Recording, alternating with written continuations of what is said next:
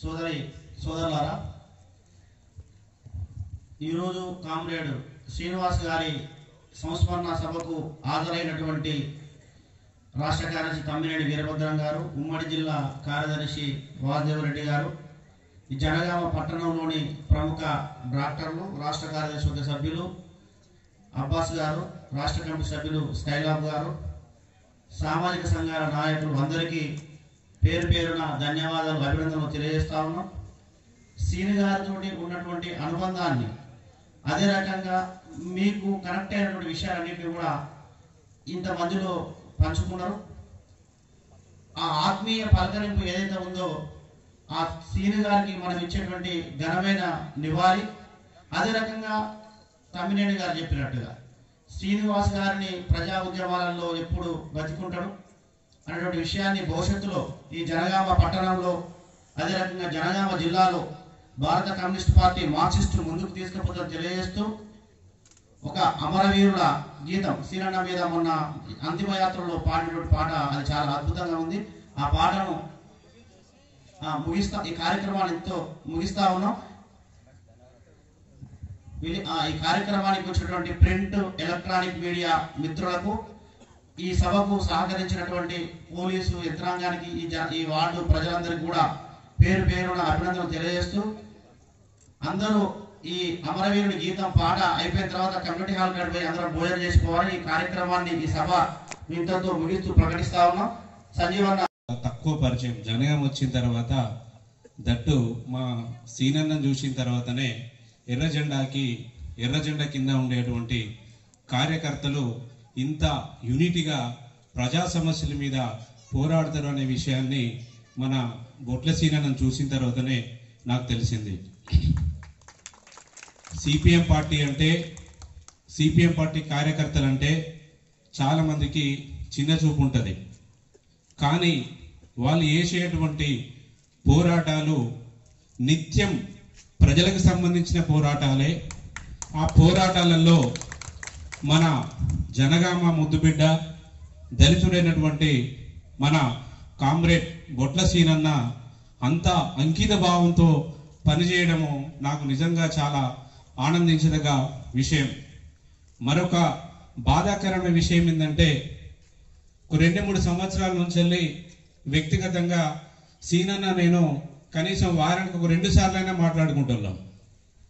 అట్లాగే కనీసం సాయంత్రం పూట మా హాస్పిటల్కి వచ్చి బీపీ చెక్ చేయించుకోవడానికో, షుగర్ చెక్ చేయించుకోవడానికో క్యాజువల్గా అట్లా బయటోడు వచ్చి ఒక 2 నిమిషాల దగ్గర స్పెండ్ చేసి కనీసం టీ తాగి వెళ్ళేటువంటి వ్యక్తి సడన్గా ఇట్లా హార్ట్ అటాక్తో చనిపోతాడని నేను ఎప్పుడు కూడా అసలు ఊహించలేదు. ఎందుకంటే ఆయన హెల్త్ చెకప్స్ అన్ని నేను ఫాలోఅప్ చేస్తూనే ఉన్నా. నాకు తెలిసి కొంచెం క్రియాటిన్ ఒకటే ఎక్కువ ఉంది తప్ప వేరే ప్రాబ్లమ్స్ కూడా ఏం లేవు. మరి దేవుడు ఎందుకు ఇంత నిర్దాక్షిణ్యంగా వ్యవహరించి మన సీనన్నని పరలోకానికి తీసుకుపోయిండు, అది వ్యక్తిగతంగా చాలా బాధగా ఉంది నాకు. ఎందుకంటే నేను బాగా ఇంటరాక్ట్ అయినటువంటి వ్యక్తి నేను సీనన్నతోనే. అలాంటి వ్యక్తి ఒక వారం రోజుల నుంచి ఈ సమాజంలోనే, ఈ సొసైటీలోనే ఈ సిపిఐ ఏదైతే కార్యవర్గం ఉందో దాంట్లో లేకపోవడం అనేది నిజంగా ఎవ్వరూ పూడ్చలేనటువంటి లోటు మిత్రులారా. అది చాలా బాధగా ఉంది నాకు. అట్లాగే మా డాక్టర్స్కి ఏమైనా సమస్యలు వచ్చినా, మేము ఏదైనా వేరే మనం మాట్లాడుతున్నా, అది అట్లా కాదు డాక్టర్, మనం అట్లా చేయొద్దు, పేషెంట్ కూడా ప్రాబ్లం జరిగింది కాబట్టి మన దోస్తానే మరి మీరు వాళ్ళకి ఏమైనా చేసేది ఉంటే మీరు తప్పనిసరిగా వాళ్ళకి చేయాలని మాకు కూడా హితబోధ చేసేటువంటి క్యారెక్టర్ ఉన్నటువంటి వ్యక్తి మన బొట్ల సీనన్న గారు. ఇలాంటి అరుదైన క్యారెక్టర్ ఉండేటువంటి వ్యక్తి ఏదో నేను పరిచయం ఉన్నంత మాత్రానే కృష్ణ డాక్టర్ రైటు ఈయన అన్నట్టే చేద్దామనే మెంటాలిటీ కాదు. ఏమన్నా ప్రాబ్లం వాళ్ళకి జరిగితే వాళ్ళకు కూడా, అంటే వాళ్ళకి ఏమైనా లైఫ్ డెత్ ఏమన్నా అయితే వాళ్ళకి ఎవరు ఏం చేయాలి, మరి ఆ విషయం కూడా మీరు మాట్లాడే డాక్టర్స్, మీరు వాళ్ళకు తగిన న్యాయం చేయాలని చెప్పేసి ఉల్టా మాకే చెప్పి ఎవరైతే బాధితులు ఉన్నారో వాళ్ళ పక్షాన నిలిచినటువంటి వ్యక్తి కూడా మన బొట్ల సీనన్న. కాబట్టి బొట్ల సీనన్న యొక్క సేవలు, వారి యొక్క త్యాగం పార్టీకి కానీ సమాజానికి కానీ వారు ఇచ్చినటువంటి స్ఫూర్తి మనమందరం ఆచరించవలసిందిగా కోరుతున్నాను మిత్రులారా. మరొక విషయం ఏంటంటే, ఒక డాక్టర్గా ఒక 2 విషయాలు మీకు అడిషనల్గా చెప్పదలుచుకున్నా. మనం ఏదన్నా వాడేటువంటి బండి కానీ కారు కానీ మనం సంవత్సరానికి 6 నెలలకు ఒకసారి దాన్ని సర్వీసింగ్ చేపిస్తుంటాం. ఇంజిన్ ఆయిల్ పోతే ఇంజిన్ ఆయిల్ చేంజ్ చేపిస్తాం. ఒకవేళ అది మంచిగా ఉన్నా కానీ దానికి మనం తీసుకొని పోయి 6 నెలలకు సంవత్సరానికి ఒకసారి సర్వీసింగ్ చేపిస్తాం. మరి మనం వాడుకునేటువంటి వస్తువుల మీద మనం అంత జాగ్రత్త వహించినప్పుడు మరి వారిని అన్నిటినీ మోసేటువంటి మన శరీరం మీద కూడా మనం తగిన జాగ్రత్త తీసుకోవాల్సిందిగా నేను మీకు మీ అందరికి సున్నితంగా ఒక సలహా మాత్రమే నేను చేయదలుచుకున్నాను. మిత్రులారా, ప్రతి సంవత్సరానికి ఒకసారి షుగర్ పరీక్ష చేయించుకోండి. కిడ్నీలో ఏమైనా సమస్యలు ఉన్నాయో తెలవడానికి కిడ్నీ పరీక్ష, అది 300 నుంచి 500 రూపాయలు ఉంటుంది.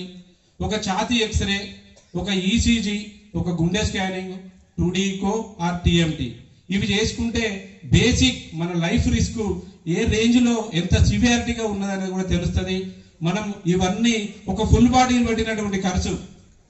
మిత్రులారా, మీరు బాగా ఆలోచించండి. రోజు ఎంతో మంది మనం మద్యం కోసము ఎంతో డబ్బులు వేస్ట్ చేస్తున్నాం, కానీ ఆ డాక్టర్ దగ్గర పరీక్షలు చేయించుకోవడానికి మనం ఆలోచిస్తాం. డాక్టర్ దగ్గర మేము చాలా మంది పేషెంట్లను చూస్తాం. ఇది చేయించుకోండి అని అంటే ఇది అవసరం ఆసారంటారు చాలా మంది. టెస్ట్ రాసింది వాళ్ళకా నాకా? కాబట్టి మిత్రులారా, ఎవరైతే ఉన్నారో ఈ యాటిట్యూడ్ ఏదైతుందో, ఈ ఆలోచన విధానం ఏదైతుందో వాటిని కనుక మనం కరెక్షన్ చేసుకుంటే ఏవైతే సడన్ కార్డియాక్ అరెస్టులు కానీ, స్లోగా కిడ్నీ డ్యామేజ్ కానీ, షుగర్ లెవెల్స్ పెరిగిపోవడం ఏవైతే ఉంటాయో వీటిని మనం చాలా వరకు నియంత్రించవచ్చు. అసలే ఇప్పుడు తింటున్నటువంటి తిండి చాలా వరకు కల్తీమయం అయిపోయింది. మన జీవితం కూడా బాగా ఒక 5 సంవత్సరాలకి మీరు ఒకసారి ఆలోచించండి. మన జీవితంలో ఇంత టెన్షన్ లైఫ్ లేకుండే, ఇంత నాన్ వెజ్ కూడా మనం తినటోళ్ళం కాదు, ఇంత ఆల్కహాల్ కూడా మనం తీసుకునేటోళ్ళం కాదు. మీరు బాగా ఆలోచించండి. 5 సంవత్సరాలు మనం వెళితే ఈ 5 సంవత్సరాలలో డ్రాస్టికల్ చేంజెస్ వచ్చినాయి మన లైఫ్ లో, మన బిహేవియర్ లో, మన మెంటాలిటీలో, మన యాటిట్యూడ్ లో. కాబట్టి ఇది నేను ఆఫ్ ద సబ్జెక్టు కానీ అందరికి ఉపయోగపడుతుందనే ఉద్దేశంతో నేను చెప్తున్నాను. ఫైనల్ గా మన చిన్న సీనన్నను మిస్ అయిపోవడం అనేది వ్యక్తిగతంగా నాకు చాలా బాధగా ఉంది. వారి కుటుంబానికి ఏ రకమైన సహాయమైనా నేను వ్యక్తిగతంగా కానీ నా హాస్పిటల్ నుండి కానీ వాళ్ళకి నేను అందిస్తానని హామీ ఇస్తూ సెలవు తీసుకుంటున్నాను. జై కామ్రేడ్. రాష్ట్ర కమిటీ తరఫున పేరు పేరున వందనాలు తెలియజేస్తూ ఒకసారి మన సీనాన్నకి జోహార్లు అర్పిస్తూ అలాగే వారి కుటుంబానికి ప్రగాఢమైనటువంటి సంతాపాన్ని తెలియజేస్తూ ఈరోజు మన గొడ్డ శ్రీనివాస్ గారి సంస్మరణ సభ జరుపుకోవడం అనేటువంటిది చాలా దురదృష్టకరమైనటువంటి సంఘటనగా ఇప్పటిదాకా చాలామంది మనం అనుకున్నాం. అనేక సందర్భాల్లో ఈ ఉద్యమంతో అసోసియేట్ అవుతూ దీన్ని నడపడం కోసం ప్రయత్నం చేస్తున్నటువంటి సందర్భంలో చాలాసార్లు ఇద్దరి మధ్య రకరకాల అభిప్రాయాలు కొన్ని పంచుకునేటువంటి ఇది ఉండేది. అంటే ఈ జిల్లాలో, ఈ పట్టణంలో ఏదైనా ఇష్యూ వచ్చింది అంటే అది ఉద్యమంలో వచ్చినా లేకుంటే ప్రజలకు సంబంధించి వచ్చినా వెంటనే మార్నింగ్ పొద్దున్నే పేపర్ చూడగానో లేకుంటే ఏదైనా ఫోన్ చేసేవాడు. చేసి చాలా ఆందోళన అన్నట్టు. అంటే ఇది దీని మీద ఏదో ఒకటి మనం కంపల్సరీ మాట్లాడాలి కదా, దీని మీద చెయ్యాలి కదా అంటే ఒక రకమైనటువంటి ఆందోళన ఆయనలో నిరంతరం మనకి కనిపించేది. అంటే ఈ ఆందోళనకి కారణం ఏంటి అంటే, కారణం ఏంటంటే ఆయనకి ప్రజల పట్ల, ప్రజల యొక్క సమస్యల పట్ల, ప్రజల యొక్క సమస్యలను పరిష్కారం చేయాలనేటువంటి ఒక ఈ తపన దీనికి కారణంగా ఉండటానికి ఆయన కమ్యూనిజాన్ని అర్థం చేసుకున్నటువంటి పద్ధతే దానికి కారణమని నాకు అనిపిస్తుంది. ఆయన కమ్యూనిజాన్ని ఎట్లా అర్థం చేసుకున్నాడు అంటే, ఆయన కమ్యూనిజాన్ని కానీ మార్క్సిజాన్ని కానీ ఆయన అర్థం చేసుకున్నది ఏంటంటే, కమ్యూనిస్ట్ పార్టీ కార్యకర్త అనేట ఆయన, లేకుంటే కమ్యూనిస్ట్ పార్టీలో సభ్యుడిగా ఉండేటువంటి వ్యక్తి ప్రజలకి ఎలాంటి ఇబ్బంది వచ్చినా అది కుటుంబపరమైనది కావచ్చు, లేకుంటే వృత్తిపరమైనది కావచ్చు, లేదు ఇంకేదైనా రాజకీయ పరమైనది కావచ్చు, ఏ సమస్య వచ్చినా ఆ సమస్యలో జోక్యం చేసుకోవడం అనేదే కమ్యూనిస్ట్ పార్టీ కార్యకర్తగా నా బాధ్యత అని ఆ రకంగా ఆయన దాన్ని అర్థం చేసుకున్నట్టుగా కనిపిస్తుంది. అంటే పట్టి పట్టనట్టు ఉంటాం జనరల్గా, పోతా ఉంటే ఇది నాకేంటి, అది నాది కాదేమో, ఇది నాది కాదేమో అని చెప్పేసి అనుకుంటా ఉంటాం. కానీ ఆయన అలాగా ప్రతి విషయాన్ని చూసేవాడు, ప్రతి విషయం మీద స్పందించాలని చెప్పేసి కోరుకున్నటువంటి ఆ కామ్రేడ్ మన బొట్ల శ్రీనివాస్.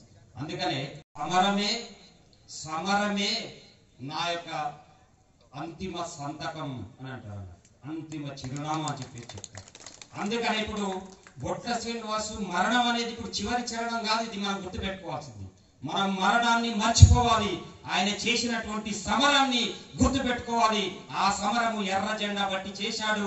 ఆ ఎర్ర జెండా సిద్ధాంతాన్ని జనంలోకి తీసుకొని వెళ్ళడమే బొట్ల శ్రీనివాస్ కు సరైనటువంటి నివాళి అవుతుంది అని చెప్పేసి మన కార్యకర్తలందరూ కూడా గుర్తు పెట్టుకోవాలి. ఆ రకమైనటువంటి అంకిత భావంతో పని చేయాలి. ఆ రకంగా మనందరం కూడా బొట్ల శ్రీనివాస్ చూపించినటువంటి బాటలో మనం నడవాలి. అట్లా నడవడమే ఆయనకు సరైనటువంటి నివాళి అవుద్దని చెప్పేసి మీ అందరికీ మరొకసారి తెలియజేస్తూ ఈ అవకాశం ఇచ్చినందుకు ధన్యవాదాలు తెలియజేస్తూ నేను సెలవు తీసుకుంటాను. థ్యాంక్ యూ మిత్రులు. ధర్మకంచలో 83లో తాటి సమ్మయ్య పెద్ద కొడుకు తాటి భిక్షపతి గారు, వేదిక మీద కూర్చున్న బొట్ల పెద్ద సీను, మాకు డప్పిస్టుగా ఇప్పటికీ మున్సిపల్లో జవాన్గా పనిచేస్తున్న భాస్కర్, మేము ఇక్కడ పాటలు పాడుతూ జనాన్ని ఆకర్షించడానికి, జనాన్ని పార్టీలో తీసుకురావడానికి తాటి సమ్మయ్య గారి నాయకత్వంలో ఇక్కడ మేము ఆటపాటలు చేస్తున్న క్రమంలో మాతో పాటలు పాడడానికి, మా పాటలు వినడానికి వచ్చిన వ్యక్తి బొట్ల సీను. అట్లా విద్యార్థి దశలోనే ఉద్యమంలోకి వచ్చి తదనంతర కాలంలో కార్మిక రంగంలో సిఐటియు నాయకునిగా, జిల్లా కార్యదర్శిగా, సిఐటియు జిల్లా కార్యదర్శిగా, టౌన్ సెక్రటరీగా, అంటే జిల్లా స్థాయిలో ఒక కామ్రేడ్ సాధారణ సభ్యుల నుంచి జిల్లాలో ఉన్నత స్థాయి నాయకుని వద్దకు ఎంత దూరమే ఎదగాలో అంత దూరమే ఎదిగిన వ్యక్తి బొట్ల సీన్. అట్లాంటి వ్యక్తి చనిపోవడం అనేది మా కమ్యూనిస్టు ఉద్యమానికి, ప్రధానంగా ప్రజాతంత్ర ఉద్యమాలకు, ప్రజలకు తీరని నష్టమని చెప్పాలి. ఆ కామ్రేడ్కు ఈ సందర్భంగా జోహార్లు అర్పిస్తూ, ఓ కామ్రేడు శ్రీనివాసు, నీ మనసు మాకు తెలుసు, నీ పోరు బాట పిలుపు నువ్వు. టైం చాలా దొరుకుతుంది మూసి పెట్టుకుంటే, 2 నిమిషాలు ఓడత పాట. ఓ కామ్రేడు శ్రీనివాసు, నీ మనసు మాకు తెలుసు, నీ పోరు బాట పిలుపు నువ్వు పోరాటాల గెలుపు, నీ పోరు బాట పిలుపు నువ్వు పోరాటాల గెలుపు. చెమట ధారలతో దారులు వేసిన కష్టజీవి నీ జీవితం, కార్మిక వర్గపు నాయకుడై నడిపినావు పోరాటం. చెమట ధారలతో దారులు వేసిన కష్టజీవి నీ జీవితం, కార్మిక వర్గపు నాయకుడై నడిపినావు పోరాటం. విరామ మెరుగని పోరుదారులలో కడవరకు నడిచినావు, ప్రజలందరి కోసం నినదిస్తూ నువ్వు ముందు నిలిచినావు, ముందు వరుసలో నిలిచినావు. ఓ కామ్రేడు శ్రీనివాసు, నీ మనసు మాకు తెలుసు, నీ పోరు బాట పిలుపు నువ్వు పోరాటాల గెలుపు, నీ పోరు బాట పిలుపు నువ్వు పోరాటాల గెలుపు. నర నరాలలో తరతరాలుగా సాగుతున్న ఆధిపత్యం, నర నరాలలో తరతరాలుగా సాగుతున్న ఆధిపత్యం, ఎర్ర జెండవై శ్రమ విలువలతో ఎదిరించినావు నువ్వు నిత్యం. నర నరాలలో తరతరాలుగా సాగుతున్న ఆధిపత్యం, ఎర్ర జెండవై శ్రమ విలువలతో ఎదిరించినావు నిత్యం. అడుగు అడుగున అగుపడుతున్నవి నువ్వు నడిచిన అడుగు జాడలు, అడుగు అడుగున అగుపడుతున్నవి నువ్వు నడిచిన అడుగు జాడలు. కష్టజీవులను ఏకం చేసి కూలుస్తాం దోపిడి కోటలు. ఓ కామ్రేడు శ్రీనివాసు, నీ మనసు మాకు తెలుసు, నీ పోరు బాట పిలుపు నువ్వు పోరాటాల గెలుపు, నీ పోరుబాట పిలుపు నువ్వు పోరాటాల గెలుపు. అన్న మోకు కనకారెడ్డి గారికి ముఖ్య అతిథిగా విచ్చేసినటువంటి సార్ తమ్మినేని వీరభద్రం గారికి, వేదిక మీద ఉన్నటువంటి ప్రతి ఒక్కరికి, అధిరథ మహారాజులందరికీ, ముఖ్యంగా సీనన్నను తలుచుకోవడం కోసం, సీనన్న ఆశయ బాటలో నడవడం కోసం ఇక్కడికి విచ్చేసిన ప్రతి ఒక్కరికి నా యొక్క ఉద్యమ నమస్కారాలు తెలియజేస్తూ, వాస్తవానికి సీనన్న లేని లోటు ఈ ప్రాంతానికి, జనగామకు ఓ రకంగా చాలా పెద్దది. ఎందుకోసం అనంటే కేవలం ఎర్ర జెండా పార్టీకి మాత్రమే పరిమితం కాకుండా అన్ని రకాల అంశాలకు, అన్ని రకాలటువంటి ఎవరు ఏ బాధలో ఉన్నప్పటికీ, ఎవరికి ఏ ఇబ్బంది ఉన్నా ఆ ఇబ్బందులన్నింటినీ తన భుజస్కంధాల మీద వేసుకొని నడిపించినటువంటి నాయకుడు సీనన్న. ఒకానొక సందర్భంలో రీసెంట్గా ఎలక్షన్కు ముందట గౌరవ మందాకృష్ణ మాదేవ్ గారు ఈ వేదిక కాడికి ఇక్కడికి వచ్చిన తర్వాత ఒక 15 నిమిషాలల్లా సుమారు 50 మందికి అన్నం రెడీ చేపించి పెట్టిండు సీనన్న. ఆ ఘనత సీనన్నది. నిజంగా ఆ కుటుంబం చాలా నిరతితో కూడినటువంటి కుటుంబం. ఆ కుటుంబంలో ఆ సీనన్నను కోల్పోవడం నిజంగా ఉద్యమానికి మాలాంటి ఉద్యమ నాయకులకు కూడా ఒక రకమైనటువంటి లోటుగానే భావిస్తా ఉన్నాం. ఈ రోజులలో గంటకొక కండువా మార్చి, గంటకొక పార్టీ మార్చే నాయకులను చాలా మందిని చూస్తా ఉన్నాం. కానీ నేను 6th క్లాస్లో సోషల్ వెల్ఫేర్, మాది వాస్తవానికి నర్మట మండలం గండి రామారావు, నేను సోషల్ వెల్ఫేర్లో చదువుకున్నాను. నా 6th క్లాస్ నుంచే చూస్తున్నా ఎర్ర జెండాను తప్ప ఇంకో జెండాను పట్టుకోలేదు సీనన్న. ఆ ఘనత కేవలం సీనన్నకే దక్కుతుంది. అలాంటి త్యాగనిరతితో కూడినటువంటి మహానుభావులు, అంతేకాకుండా ఒక కమిటెడ్ పర్సన్. ఆ కమిట్మెంట్ తోటే ఇంతమంది హృదయాలను దోచుకున్నాడు, ఇంతమంది హృదయాల్లో దాగి ఉన్నాడు అని చెప్పేసి నేను ప్రత్యక్షంగా నమ్ముతా ఉన్నా. ఈ అవకాశం ఇచ్చిన మీ అందరికీ ప్రత్యేకంగా ధన్యవాదాలు తెలియజేస్తూ ముగిస్తా ఉన్నా. Thank you very much. లేకపోతున్నాం. నాకు ఆ రోజు 3 గంటల అప్పుడు నాకు వాళ్ళ అబ్బాయి నాకు ఫోన్ చేయడం జరిగింది. అయితే నేను సైలెంట్లో, ఎందుకో ఆ రోజు సైలెంట్లో పెట్టడం జరిగింది. చూసే వరకు మరి తెల్లారి అన్ని వాట్సాప్ మెసేజ్లలో మరి శ్రీనన్న ఇక లేరు అంటే చాలా బాధ కలిగినటువంటి విషయం. అంతేకాకుండా ఈ జనగామ జిల్లా ప్రాంతంలో ఒక మంచి పేరును, మరి గతంలో ఏసిరెడ్డి గారికి అయితే ఎలాంటి మంచి పేరు ఉన్నదో మరి బొట్ల సీనన్న గారికి అంత మంచి పేరు ఉన్నది.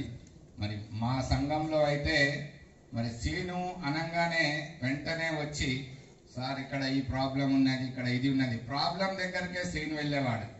అది ఎవరైనా పర్వాలేదు, వచ్చి ఆయన దగ్గరకు చెప్పిందంటే వెంటనే సార్ ఇక్కడ ఇట్లా ప్రాబ్లం ఉన్నది అంటే, కష్టంలో ఉన్నా అంటే నేనున్నా అనే విధంగా పలికేవాడు శ్రీనివాస్ గారు. మరి ఆయన యొక్క ఆశయాలను మరి సిపిఐఎం మరి కనకారెడ్డి గారు మరి వారి యొక్క ఆశయాలను ముందుకు తీసుకుపోవాలని, మరి సీను లేని లోటును పూడ్చలేము, కానీ శ్రీనివాస్ యొక్క ఆశయాలను ముందుకు కొనసాగించాలని కోరుకుంటూ ఈ యొక్క సంస్మరణ సభలో పాల్గొనడానికి అవకాశం కల్పించిన కామ్రేడ్లందరికీ కూడా లాల్ సలాం.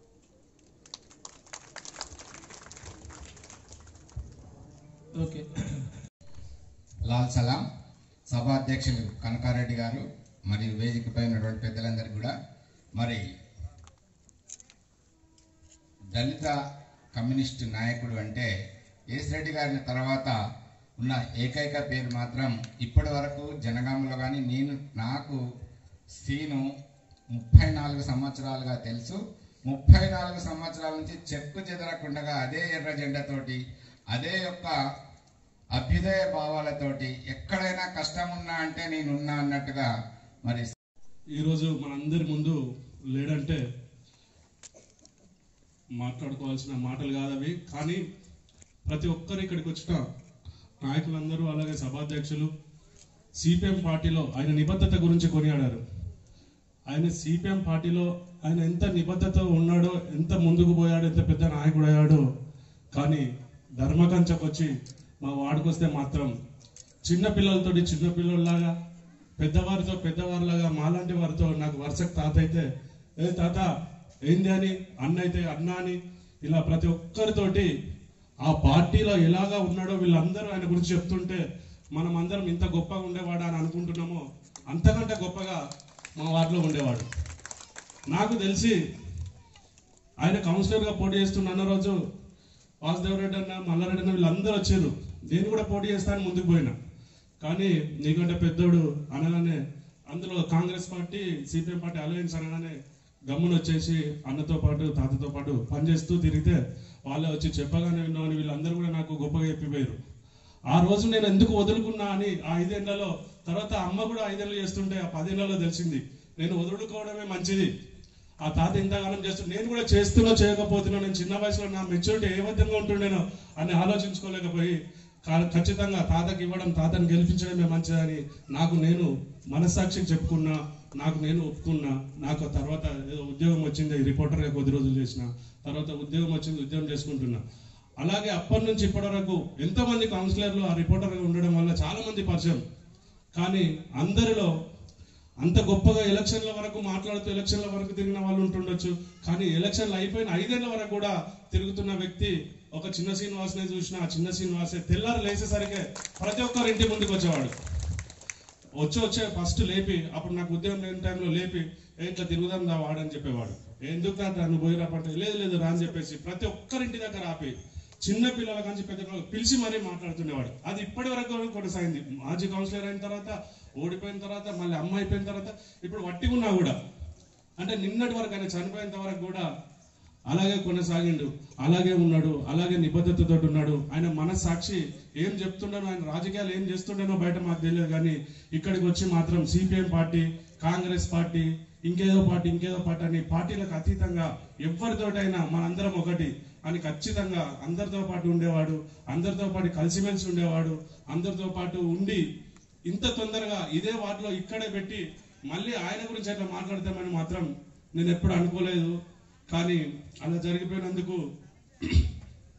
చాలా బాధగా ఉంది. కానీ అదే సంస్మరణ సభలో మాట్లాడి ఇంత తొందరగా మాట్లాడతామని, ఏసీ రెడ్డి గారి అంతిమయాత్ర చాలా గొప్పగా జరిగింది అంటే అప్పుడు నాకు తెలియదు, ఊహ కూడా లేదు.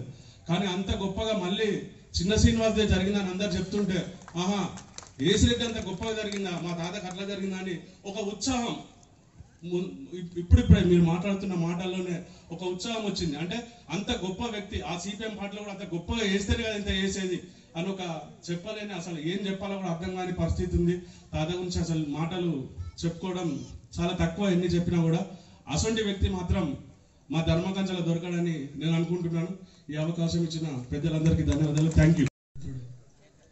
సిపిఎం పార్టీ జిల్లా కార్యదర్శి కనకారెడ్డి గారు, ఈ కార్యక్రమానికి ముఖ్య అతిథి అయినటువంటి గౌరవనీయులు పెద్దలు ఖమ్మం మాజీ పార్లమెంట్ సభ్యులు, సిపిఎం పార్టీ రాష్ట్ర కార్యదర్శి కామ్రేడ్ తమ్మినేని వీరభద్రం గారికి, వేదిక మీద ఉన్న పెద్దలకు, ఈ కార్యక్రమానికి హాజరైనటువంటి కామ్రేడ్స్, అక్క చెల్లెని, అన్నదమ్ములు, మా బంధువులందరికీ పేరు పేరున హృదయపూర్వక నమస్కారాలు. ఈ రోజున మా తమ్ముడు శ్రీనివాస్ సంతాప సభ జరుగుతుందని దాంట్లో రావడం చాలా బాధాకరం, దురదృష్టకరం.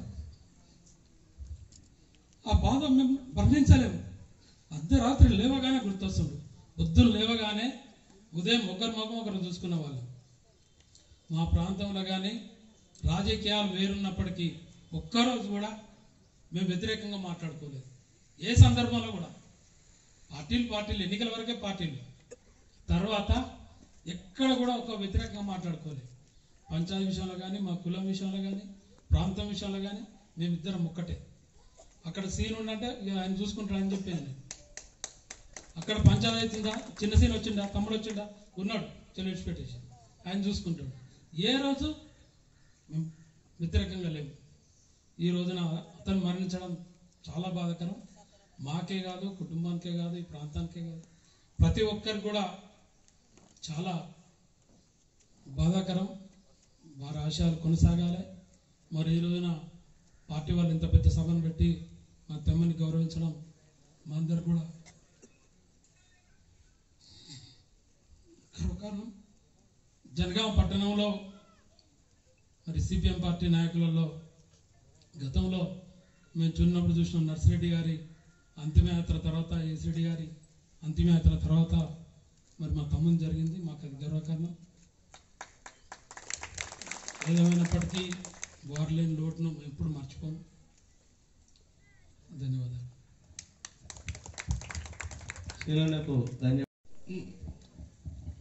బొట్ల సీనన్న సంతాప సభ అధ్యక్షత వహించిన కనకారెడ్డి గారు, మన ప్రియతమ నాయకులు పార్టీ రాష్ట్ర కార్యదర్శి తమ్మినేని గారు, రాష్ట్ర కార్యదర్శి వర్గ సభ్యులు అబ్బాస్ గారు, వేదిక మీద ఉన్నట్టు ప్రముఖ డాక్టర్లు రాజమౌళి గారు, కృష్ణ గారు, ఇంకా వివిధ సంఘాల అదేవిధంగా కౌన్సిలర్లు కానీ ఇతర పార్టీ నాయకులు, ఇక్కడికి వచ్చినటువంటి ప్రజలకి, నాతోటి అక్క చెల్లెలకు అన్నదమ్ములందరికీ కూడా విప్లవ నమస్కారాలు తెలియజేస్తూ, ఇంతకుముందు అందరూ మాట్లాడినట్టుగానే సీనన్న చనిపోయిన అమరుడే. కాకపోతే చాలా బాధాకరమైన విషయం, మేము 92లో జనగామ వచ్చిన తర్వాత, అంటే అంతకుముందు నేను పార్టీ కుటుంబం అయినప్పటికీ ఊర్లో పనిచేయలేదు, బయటకు వచ్చి. కానీ జనగామ వచ్చిన తర్వాతనే 93 నుండి జిల్లా మహిళా సంఘం కార్యదర్శిగా పెట్టిన తర్వాత అప్పటి నుండి అందరం కుటుంబ సభ్యులాగా, అక్క తమ్ముడు అన్నదమ్ముల్లాగా ఉండేవాళ్ళం. ఎప్పుడు ప్రతిసారి కూడా ఆయన మా ఇంటి ఆడబిడ్డ అని ఇట్లా చేయడు. అదేవిధంగా తను కౌన్సిలర్గా ఉన్న సందర్భంలో కూడా ఇప్పుడు 3వ విడత ఇందిరమ్మ ఇళ్ళ పోరాటం జరుగుతూ ఉంది. అందులో కూడా ప్రముఖ పాత్ర వహించినటువంటి వ్యక్తి, పట్టాలు వచ్చి ఇల్లు కట్టుకునేంత వరకు కూడా సహకరించిండు. అది ఏసిరెడ్డి నగర్ సందర్భంగా ఏసిరెడ్డి నగర్ కాలనీని కలెక్టర్ ఆఫీసు కోసం తీస్తామన్నప్పుడు కూడా చర్చలు జరిపి ఆ విధంగా 6 నెలలు గోపి అక్కడ ఉన్నటువంటి వాళ్ళుగా నిరాహార దీక్షలు పెట్టిన సందర్భంగా కలెక్టర్ కూడా చర్చలు జరిపి ఆ ఇల్లు ఇచ్చిన సందర్భంగా కానీ, అదేవిధంగా అక్కడికి అది కరెంటు తీసేసిన సందర్భం కానీ, ఇళ్ల స్థలాలు అంటే సిపిఎం పార్టీగా బ్రాహ్మణపురంలో ఇల్లు ఇచ్చిన సందర్భంగా ₹1 కూడా తీసుకోకుండా ఇల్లు ఇచ్చింది అంటే ఇప్పుడు సిపిఎం కౌన్సిలర్లు అప్పుడు ఉమారాణి సీనన్న ఉన్న సందర్భంగా ₹1 తీసుకోకుండా చనిపోయేంత వరకు కూడా నీతి నిజాయితీగా పనిచేసినటువంటి సీనన్న ఎంత చెప్పినా తక్కువే. కాబట్టి ఇంకా నాకు చెప్పడానికి కూడా కొంచెం ఇబ్బందిగా ఉంది. ఈ అవకాశం ఇచ్చిన అధ్యక్ష వర్గానికి నమస్కారం. అక్కకు ధన్యవాదాలు. జిల్లా కార్యదర్శి కామ్రేడ్ కనకారెడ్డి గారు, ముఖ్య అతిథిగా విచ్చేసినటువంటి పార్టీ రాష్ట్ర కార్యదర్శి ప్రియతమ నాయకులు కామ్రేడ్ తమ్మినేని గారు, వేదిక మీద ఉన్నటువంటి నాయకులు, ఈ సభకు హాజరైనటువంటి అందరికీ కూడా పేరు పేరున నమస్కారాలు తెలియజేస్తూ, కామ్రేడు బొట్ల శ్రీనివాస్ గారు తక్కువ వయసులో 54 సంవత్సరాలకే మరణించి విడిపోయినటువంటిది ఉంది, ఒక బాధాకరమైనటువంటి అంశం. కామ్రేడ్ బొట్ల శ్రీనివాస్ గారు నాకు 92 సంవత్సరంలో నిడిగొండలో ఒక క్లాసు ఉంటే యువకులుగా ఆయన నేను ఆ క్లాసు వెళ్ళటం జరిగింది. అక్కడ పరిచయం అయ్యాడు. అప్పుడే మేము అనుకున్న ఏదో ఒక రోజు మనం పార్టీ పూర్తికాలం కార్యకర్తలుగా ప్రయాణం చేద్దామని చెప్పేసి అనుకున్నాం. తర్వాత కాలంలో కొన్ని రోజుల తర్వాత పూర్తికాలం కార్యకర్తలుగా మేము పనిచేస్తామని చెప్పేసి రాసిచ్చి అట్లా పార్టీ కోసం పనిచేయాలని చెప్పేసి పనిలో ఉన్నటువంటిది ఉంది. తర్వాత కాలంలో ఏ ఉద్యమం వచ్చినా ఏ పోరాటం వచ్చినా అగ్రభాగాన నిలబడ్డాం. ఈ చేర్యాల డివిజన్ విడిపోయిన తర్వాత, డీలిమిటేషన్లో ఎగిరిపోయిన తర్వాత జనగామ డివిజన్ కమిటీలో ఉన్నప్పుడు పార్టీ డివిజన్ సెక్రటరీగా నన్ను నియమించినప్పుడు అత్యంత ముఖ్య నాయకులుగా కనకారెడ్డి గారు, బొట్ల శ్రీను, గోపి, ఒక 20 మంది పార్టీ డివిజన్ కమిటీ తోటి ఒక 11 సంవత్సరాలు పార్టీ డివిజన్ సెక్రటరీగా పనిచేసినటువంటి సందర్భంలో అనేక ఆటుపోట్లు వచ్చిన చాలా గట్టిగా నిలబడ్డటువంటి కామ్రేడు. అనేక ఇతర పార్టీల వాళ్ళు ప్రలోభాలకు గురి చేయడానికి ప్రయత్నం చేసిన, లక్షల రూపాయలు ఇస్తామన్నా నీ డబ్బులన్నీ కూడా నా ఎడమ కాలుతోటి సమానమని నా ముందే చెప్పినటువంటి గొప్ప కామ్రేడు బొట్ల శ్రీనివాస్ గారు. ఎంత నిబద్ధత అంటే పార్టీ అంటే ప్రపంచంలో ఈ దేశం లేదని చెప్పేటువంటి మొట్టమొదటి వ్యక్తి ఎవరు అంటే కామ్రేడ్ బొట్ల శ్రీనివాస్ గారే. అంతే అంకిత భావంతో అనేక సందర్భాల్లో మాట్లాడినప్పుడు ఆయన వ్యక్తిగతంగా ఇద్దరి మీద కూర్చున్నప్పుడు కామ్రేడ్ ఏసిరెడ్డి గారు మనకు జెండా ఇచ్చాడు, మనం బతుకున్నంత కాలం ఈ జెండాను మోద్దామన్నా అని చెప్పేవాడు. అంత నికరంగా స్పష్టంగా ఉన్నటువంటి వాడు. 10 సంవత్సరాల కాలం పాటు 5 సంవత్సరాలు తాను కౌన్సిలర్గా ఉంటే ఏ ఒక్కరోజు కూడా పార్టీ గీత దాటినటువంటి రోజులు కూడా లేవు. ఎలాంటి ఇబ్బంది వచ్చినా ఎవరన్నా వస్తే చాలా సున్నితంగా తోసిపుచ్చేవాడు. తెలంగాణ ఉద్యమం వచ్చినప్పుడు అందరూ నువ్వు పార్టీ మారని చెప్పేసి ఇంటి మీద దప్పులు కొడతాం, ధర్నా చేస్తామంటే నేనే దొరికినా, మీకు ఎవడు దొరకలేదా? మీరు ఎన్ని చెప్పని నేను కమ్యూనిస్ట్ పార్టీగానే జీవిస్తా, కమ్యూనిస్ట్ పార్టీగానే చనిపోతా, ఇట్లాంటి తప్పుడు ఆలోచనలు పెట్టుకొని మళ్ళొకసారి నా దగ్గరికి రాకండి, మీరేమైనా చేయదలుచుకుంటే తోసింది చేసుకోండి అని చెప్పేసి చాలా నికరంగా నిలబడి పార్టీ ఆఫీస్కి వచ్చినటువంటి కామ్రేడు బొట్ల శ్రీనివాస్ గారు.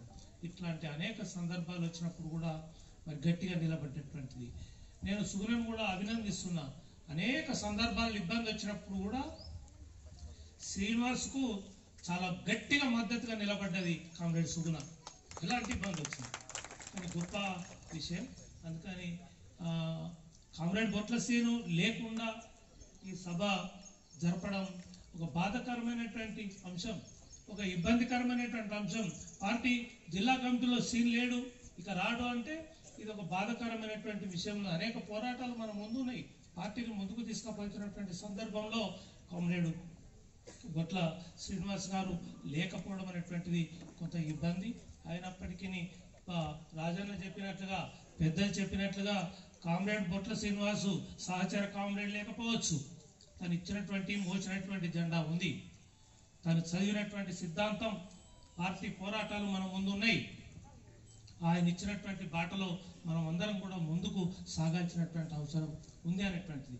అందుకోసమే సిద్దిపేట పార్టీ జిల్లా కమిటీ, వాస్తవంగా మేము జనగాంలో ఉన్న వాళ్ళమే, కానీ మేము పుట్టి పెరిగినటువంటి ఊరు సిద్దిపేటలో కలవటం వల్ల ఆ జిల్లాకు మేమంతా కూడా వెళ్ళిపోయి కొద్దిగా గ్యాబు ఈ పార్టీకి వచ్చినటువంటిది ఉంది. ఏదైనా పార్టీ ఒకటే, సిద్ధాంతం ఒకటే, జెండా ఒకటే, పోరాటాలు ఒకటే. ఏసిరెడ్డి చూపినటువంటి బాట, ఏసిరెడ్డి పెట్టినటువంటి విత్తనం, అట్లాంటి సిపిఐఎం పార్టీ జెండాను ఈ ప్రాంతంలో తప్పకుండా ముందుకు తీసుకుపెట్టే బాధ్యతను తీసుకుంటాం.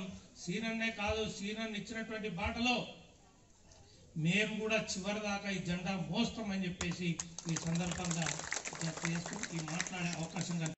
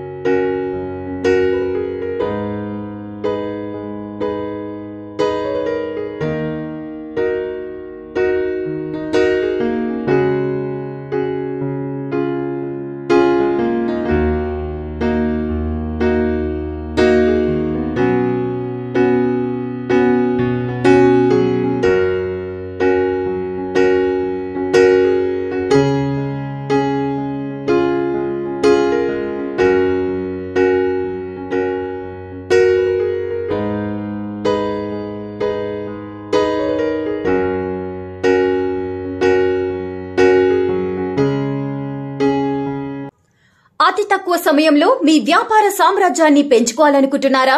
తక్కువ ఖర్చుతో ఎక్కువ పబ్లిసిటీ చేయాలనుకుంటున్నారా?